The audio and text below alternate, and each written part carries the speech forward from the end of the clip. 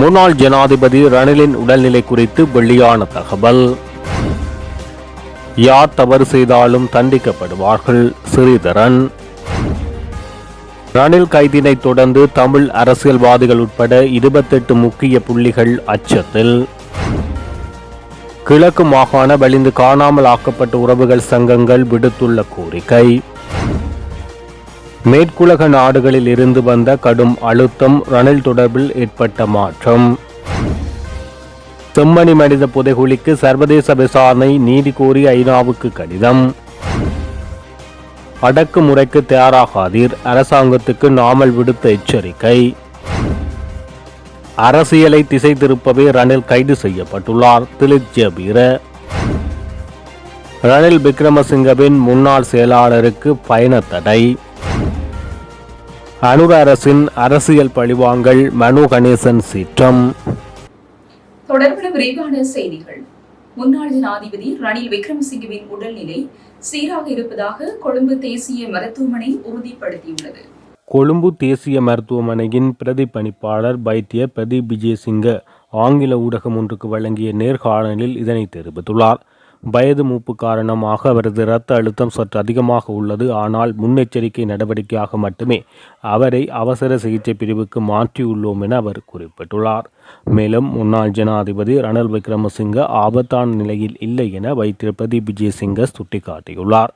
சிறைச்சாலை மருத்துவமனையில் சிறப்பு சிகிச்சை கிடைக்காதன் அவசியத்தை சுட்டிக்காட்டிய மருத்துவ மதிப்பீடுகளை தொடர்ந்து ரணில் விக்ரமசிங்க நேற்று தேசிய மருத்துவமனைக்கு மாற்றப்பட்டார். ரணில் விக்ரமசிங்க குற்றப்புலனாய்வு அதிகாரிகளால் கைது செய்யப்பட்டு நீதிமன்றத்தால் விளக்கமறியலில் வைக்கப்பட்டுள்ள நிலையில் நேற்று முன்தினம் அவர் முதல் சிறைச்சாலை மருத்துவமனையில் அனுமதிக்கப்பட்டார்.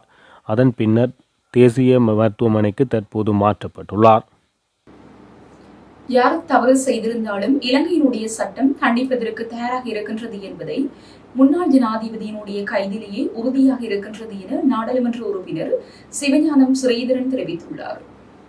கிளிநொச்சியில் நேற்று நடைபெற்ற நிகழ்வு ஒன்றில் கலந்து கொண்டு பின்னர் ஊடகவியலாளர்கள் எழுப்பிய கேள்விக்கு பதிலளிக்கும் போது அவர் இதனை தெரிவித்துள்ளார். இலங்கையினுடைய சட்டப்படி முன்னாள் ஜனாதிபதி ரணில் விக்ரமசிங்க கைது செய்யப்பட்டிருக்கிறார். இது வரலாற்றினுடைய முதல் அத்தியாயமாக பேசப்படுகிறது. ஜனாதிபதியும் கைது செய்யப்படலாம் என்ற திருத்தத்தை கொண்டு வந்தவரும் அப்போதைய ஜனாதிபதி ரணில் விக்ரமசிங்க தான்.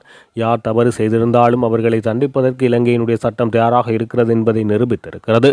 ஆனாலும் இந்த கைது கூட தென்பகுதி அரசியல் அரங்கிலே ஒரு வித்தியாசமான மாற்றங்களை கொண்டு வரக்கூடும் எனவும் தெரிவித்துள்ளார்.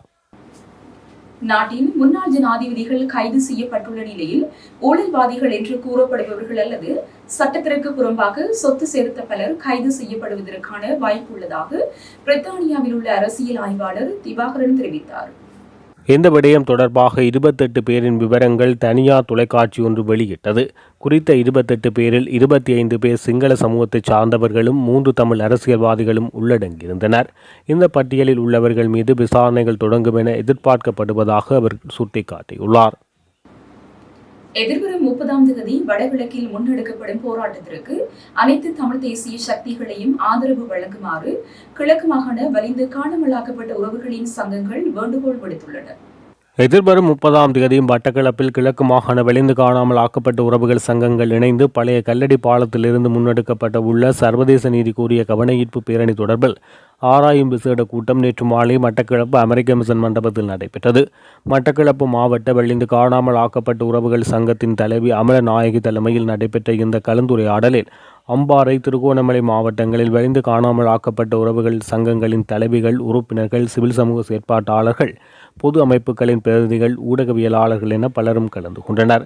உள்நாட்டு நீதி பொறிமுறையில் 17 வருடமாக நம்பிக்கை இழந்த நிலையில் தொடர்ச்சியாக சர்வதேச நீதி பொறிமுறையை கோரி வரும் நிலையில் எதிர்வரும் ஐநா மனித உரிமை அமர்வின் போது தமது கோரிக்கைகளை வலு சேர்க்கும் வகையிலான தீர்மானத்தினை கோரி இந்த போராட்டம் முன்னெடுக்கப்பட உள்ளது. மட்டக்களப்பு பழைய கல்லடி பாலத்திலிருந்து சர்வதேச நீதி கோரிய பேரணி ஆரம்பமாகி கல்லடி பாலத்தின் ஊடாக காந்தி பூங்காவில் உள்ள படுகொலை செய்யப்பட்ட ஊடகவியலாளர்கள் நினைவு தூவி வரை பேரணி நடைபெற உள்ளது. அங்கு கவனஈர்ப்பு போராட்டம் ஒன்று நடாத்தப்பட உள்ளதுடன் சர்வதேச நீதி கோரி ஐநா மனித உரிமை ஆணைக்குழுவுக்கு அனுப்புவதற்கான அறிக்கை வாசிக்கப்பட்டு வழங்கப்பட உள்ளதாக தெரிவிக்கப்பட்டது. இந்த போராட்டம் வெறுமனே வலிந்து காணாமல் ஆக்கப்பட்ட உறவுகள் போராட்டமாக கருதாமல் ஒட்டுமொத்த தமிழ் மக்களின் போராட்டமாக நடாத்துவதற்கு அனைவரையும் ஒன்றிணைந்து ஆதரவு வழங்குமாறு இந்த கோரிக்கைகள் முன்வைக்கப்பட்டுள்ளன. முன்னாள் ஜனாதிபதி ரணில் விக்ரமசிங்கே கைது செய்யப்பட்ட சம்பவம் தொடர்பில் மேற்குலக நாடுகள் கடும் அதிருப்தி அடைந்துள்ளதாக தகவல்கள் வெளியாகியுள்ளன. மேற்குலக நாடுகள் கடும் அதிருப்தி அடைந்துள்ளதாக தகவல்கள் வெளியாகியுள்ளன. இந்த நிலையில் அனுர் அரசாங்கத்துக்கு ராஜதந்திர ரீதியான அழுத்தங்கள் பிரயோகிக்கப்பட்டுள்ளதாக தென்னிலங்கை தகவல்கள் தெரிவிக்கின்றன. கடும் இழுபறிக்கு மத்தியில் நேற்றிரவு விளக்கமறியல் அறிவிக்கப்பட்டு ரணில் விக்ரமசிங்கே சிறைச்சாலைக்கு அழைத்து செல்லப்பட்டார். எனினும் அவர் இன்றைய தினம் உடல்நலக்குறைவு காரணமாக கொழும்பு தேசிய வைத்தியசாலைக்கு ரணில் மாற்றப்பட்டார். அத்துடன் வீட்டிலிருந்து உணவு பெற்றுக்கொள்ளவும் அனுமதி வழங்கப்பட்டது. இதன் பின்னணியில் மேற்குலக நாடுகளின் கடும் அழுத்தம் இருப்பதாக தெரிவிக்கப்பட்டுள்ளது. இந்தியா, அமெரிக்கா உள்ளிட்ட பல மேற்குலக நாடுகளுடன் மிகவும் நெருக்கமாக செயற்பட்ட இலங்கை ஜனாதிபதிகளில் ஒருவராக ரணில் விக்ரமசிங்கே திகழ்கிறார். இந்த நிலையில் வெளிநாட்டு பயணம் ஒன்றை காரணம் காட்டி அவரை சிறையில் வைக்க முயற்சிப்பது அபத்தம் என ராஜதந்திரிகள் தெரிவித்துள்ளனர். இதேவேளை ரணிலின் கைது தொடர்பில் முன்னாள் ஜனாதிபதிகளான மஹிந்த ராஜபக்ச, சந்திரிகா குமாரதுங்க, மைத்ரிபால சிறிசேன, கோட்டபய ராஜபக்ச கடும் எதிர்ப்பு தெரிவித்தனர். இதுபோரு தவறான செயற்பாடு என சாடியுள்ள முன்னாள் ஜனாதிபதி மஹிந்த ராஜபக்ச இந்திய உயர்மட்ட அதிகாரிகளுடன் தொலைபேசி உரையாடல்களை மேற்கொண்டதாகவும் அரசியல் மட்ட தகவல்கள் தெரிவிக்கின்றன. இலங்கைக்கான அமெரிக்க தூதுவர் ஜூலி சங் முன்னாள் ஜனாதிபதி ரணில் விக்ரமசிங்கவுடன் மிகவும் நெருக்கமான ராஜதந்திரியாகும். இலங்கையில் ஏற்பட்ட பொருளாதார நெருக்கடி காலப்பகுதியில் அமெரிக்கா ஊடாக பல உதவிகள் பெற்றுக் கொடுக்க ஜூலி சங் பாடுபட்டிருந்தமை குறிப்பிடத்தக்கது. எரிசக்தி அமைச்சர் குமார ஜெயக்கொடிக்கு எதிராக குற்றப்பத்திரிகைகளை தாக்கல் செய்ய லஞ்ச ஊழல் ஆணையம் நடவடிக்கைகளை எடுத்து வருவதாக தெரிவிக்கப்படுகின்றது. நிதி முறைகேடு தொடர்பிலேயே இந்த குற்றப்பத்திரிகை தாக்கல் செய்யப்பட உள்ளது. குறித்த விடயத்தை கொழும்பின் ஆங்கில செய்தி ஊடகம் ஒன்று கருத்து தெரிவித்துள்ளது. 2015 ஆண்டு உரக்கூட்டு தாபனத்தில் கேள்வி பத்திர சபையின் தலைவராக பணியாற்றிய போது இடம்பெற்றதாக கூறப்படும் நிதி முறைகேடு தொடர்பிலேயே இந்த குற்றச்சாட்டு சுமத்தப்பட்டுள்ளது. இதன்போது 8 மில்லியன் ரூபாய் முறைகேடு நிகழ்ந்துள்ளதாக மதிப்பிடப்பட்டுள்ளது. அத்துடன் நீதிபதி ஒருவரை குறித்தும் கருத்து தெரிவிப்பதற்காக ஜெயக்கொடியை எதிர்த்து நீதிமன்ற அவமதிப்பு வழக்கையும் எதிர்க்கட்சியினர் மற்றும் சிவில் அமைப்புகள் தாக்கல் செய்ய திட்டமிட்டுள்ளனர். இந்த வழக்குகளில் ஏதேனும் ஒன்றில் குற்றவாளி என நிரூபிக்கப்பட்டால் ஜெயக்கொடி கடுமையான குற்றச்சாட்டுகள் எதிர்கொள்ள வேண்டியிருக்கும் என எதிர்பார்க்கப்படுகிறது. இந்த நிலையில் எரிசக்தி அமைச்சர் குமார ஜெயக்கொடி பதவி விலக வேண்டும் என சிரேஷ்ட அமைச்சரவை உறுப்பினர்கள் கோரி வருவதாகவும் தெரிவிக்கப்படுகிறது. இருப்பினும் அமைச்சருக்கு நெருக்கமான வட்டாரங்கள் அவர் அவ்வாறு பதவி விலக இந்த திட்டமும் இல்லை என தெரிவித்துள்ளன. அரசாங்கம் இனிமேல் அடக்குமுறைக்கு தயாராக கூடாது என்றும் தங்களது பொறுமைக்கும் ஓர் எல்லை உண்டு என்றும் நாடாளுமன்ற உறுப்பினர் நாமல் ராஜபக்ச எச்சரிக்கை விடுத்துள்ளார். ஆளுத்கமவில் நேற்று நடைபெற்ற நிகழ்வொன்றில் பங்கேற்று ஊடகங்களுக்கு கருத்து வெளியிடும் போது அவர் இதனை தெரிவித்துள்ளார். இந்த நேரத்தில் அரசாங்கத்தின் மீது சுமத்தப்பட்ட குற்றச்சாட்டுகளை மறைக்க அரசியல் கைதுகள் மேற்கொள்ளப்படுவதாக நாமல் ராஜபக்ச குற்றம் சாட்டினார். ஒரு அரசு தலைவரை கைது செய்வதன் மூலம் நாட்டின் பிரச்சினைகள் தீர்க்கப்படாது என்றும், ஜேவிபி தலைவர்கள் பாதுகாக்க ஒரு தலைமுறையோ அல்லது பாதுகாக்க ஒரு நாடோ இல்லை என்றும், தங்களுக்கு பாதுகாக்க ஒரு தலைமுறையும் பாதுகாக்க ஒரு நாடும் இருப்பதாக நாமல் ராஜபக்ச தெரிவித்துள்ளார். மேலும் அரசாங்கம் இனிமேல் அடக்குமுறைகளுக்கு தயாராக கூடாது என்றும் தங்களது பொறுமைக்கும் ஒரு எல்லை உண்டு என எச்சரிக்கை விடுத்துள்ளார். நல்லாட்சி அரசாங்கத்தில் எங்களை அரசியல் பழிவாங்கலுக்கு ஆளாக்கியவர்கள் இந்த அரசியல் பழிவாங்கலுக்கு ஆளாகின்றனர் என அவர் குறிப்பிட்டுள்ளார். அனைத்து பாடசாலைகளிலும் மாணவர்களுக்கு தினசரி உடல் தகுதி திட்டங்களை அறிமுகப்படுத்த கல்வி அமைச்சு முடிவு செய்துள்ளது. விளையாட்டுத்துறை அமைச்சர் பிரதமர் ஹரணி அமரசூரிய தலைமையில் விளையாட்டுத்துறை அமைச்சின் அதிகாரிகளுடனான சந்திப்பில் இந்த முடிவு கலந்துரையாடப்பட்டதாக கல்வி பிரதி அமைச்சர் மதுர செனவிரத்ன தெரிவித்துள்ளார். பாடசாலை மாணவர்களிடையே தொற்றா நோய்கள் அதிகரித்து வருவதை கருத்தில் கொண்டு இந்த முயற்சி எடுக்கப்பட்டுள்ளது. விளையாட்டு அமைச்சுக்கும் கல்வி அமைச்சுக்கும் இடையில் கூட்டுக்குழுவை நிறுவுவதற்கு கூட்டத்தில் ஒரு உடன்பாடு எட்டப்பட்டதாக பிரதியமைச்சர் செனவிரத்ன தெரிவித்துள்ளார். பாடசாலை விளையாட்டு சங்கங்கள் மற்றும் தேசிய விளையாட்டு அமைப்புகளிடையே இந்த குழு ஒருங்கிணைந்து செயல்படும். பயிற்சியாளர்களுக்கான வெற்றிடங்களை நிவர்த்தி செய்யும் மற்றும் சிறுவர்களுக்கான விளையாட்டுகளை தொடர்ச்சியாக உறுதி செய்யும் எனவும் குறிப்பிடப்பட்டுள்ளது. அரசியல் பழிவாங்கல் செயற்பாட்டை கூட்டு எதிர்க்கட்சியாக வன்மையாக கண்டிப்பதாக தமிழ் முற்போக்கு கூட்டணியின் தலைவர் மனோ கணேசன் தெரிவித்துள்ளார்.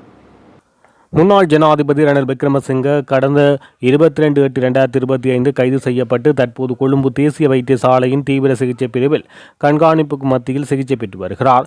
இந்த நிலையில் ரணில் கைது செய்யப்பட்டமை தொடர்பில் கொழும்பில் தற்சமயம் நடைபெற்று வரும் எதிர்க்கட்சிகள் ஒன்றிணைந்து நடாத்தும் ஊடகவியலாளர் சந்திப்பில் கலந்து கொண்டு அவர் இதனை தெரிவித்துள்ளார். பட்டளந்து வதை முகாம், இலங்கை மத்திய வங்கி பிணைமுறை மோசடி என பல்வேறு குற்றச்சாட்டுகளை முன்வைத்து அனுரகுமார திசாநாயக்க தலைமையிலான தேசிய மக்கள் சக்தி ஆட்சி அமைத்தது. எனவே அவ்வாறான குற்றச்சாட்டுகளில் ரணில் விக்ரமசிங்கவை கைது செய்திருந்தால் எதிர்க்கட்சிகள் இவ்வாறு ஒன்றிணைந்து இந்த ஊடக சந்திப்பை நடத்தியிருக்க தேவையில்லை என அவர் தெரிவித்துள்ளார். முன்னாள் ஜனாதிபதி ரணில் விக்ரமசிங்கே கைது செய்யப்பட்டு சிறையில் அடைக்கப்பட்டிருப்பது இலங்கையின் அரசியலை வேறு திசையில் கொண்டு செல்வதற்கான முன்னெடுப்பாகும் என சர்வஜன அதிகாரம் கட்சியின் தலைவர் பாராளுமன்ற உறுப்பினர் திலீப் ஜெயவீர தெரிவித்தார். நேற்று சனிக்கிழமை முன்னாள் ஜனாதிபதி ரணில் விக்ரமசிங்கவை சிறைச்சாலை மருத்துவமனையில் சந்தித்த பின்னர் ஊடகங்களுக்கு கருத்து வெளியிட்ட போது அவர் இதனை தெரிவித்துள்ளார். எனது அரசியல் கணிப்பின்படி நமது நாட்டின் அரசியலை ஒரு புதிய திசையில் கொண்டு செல்லும் ஒரு சம்பவமாகவே உள்ளது. ரணில் விக்ரமசிங்கவின் அரசியல் கொள்கையுடன் நாம் இணங்கவில்லை என்றாலும் நாட்டின் முன்னாள் ஜனாதிபதி ஒருவர் இவ்வாறு நடத்தப்படுவது தவறாகும். நீதிமன்றத்தின் உத்தரவை நான் கேள்விக்குள்ளாக்கவில்லை. நீதித்துறை செயல்முறை மற்றும் நடத்தப்பட்ட விசாரணைக்கு வழிவகுக்கும் நிகழ்வுகளில் பிணைப்பு என்பன கேள்விக்குறியாக காணப்படுகின்றது என்பதையே நான் குறிப்பிடுகிறேன் என பாராளுமன்ற உறுப்பினர் திலீப் ஜெயவீர தெரிவித்துள்ளார். முன்னாள் ஜனாதிபதி ரணில் விக்ரமசிங்கவின் செயலாளர் சமன் ஏகநாயகவின் வெளிநாட்டு பயணத்தை தடை செய்து நீதிமன்றம் உத்தரவு பிறப்பித்துள்ளது. நேற்று நடைபெற்ற சிறப்பு போலீஸ் ஊடக சந்திப்பில் பிரதி போலீஸ் மா அதிபர் காளிங்க ஜெயசிங்க இதனை தெரிவித்துள்ளார். கோட்டை நீதவான் நிலுப்புலி லங்காபுர நேற்று முன்தினம் இந்த உத்தரவு பிறப்பிக்கப்பட்டது. ஏகநாயக்க வெளிநாடு செல்வதை தடை செய்ய குடிவரவு மற்றும் குடியகல்வு கட்டுப்பாட்டுக்குள் அறிவிக்க வேண்டும் என கூறப்பட்டுள்ளது. முன்னாள் ஜனாதிபதி ரணில் விக்ரமசிங்க கைது செய்யப்பட்ட சம்பவம் இடம்பெற்ற காலப்பகுதியில் சமநக்க நாயக்க ஜனாதிபதியின் செயலாளராக பதவி வகித்தார்.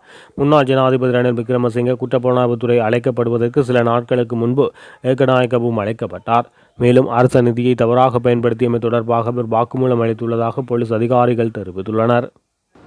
இத்துடன் ஜெஃப்நக்லரியின் மதிய நேர பிரதான செய்திகள் நிறைவடைகின்றன. மேலதிக செய்திகளை அறிந்து கொள்ள www.jeffnaglery.lk என்ற இணையதளத்தின் ஊடாக இணைந்து கொள்ளுங்கள்.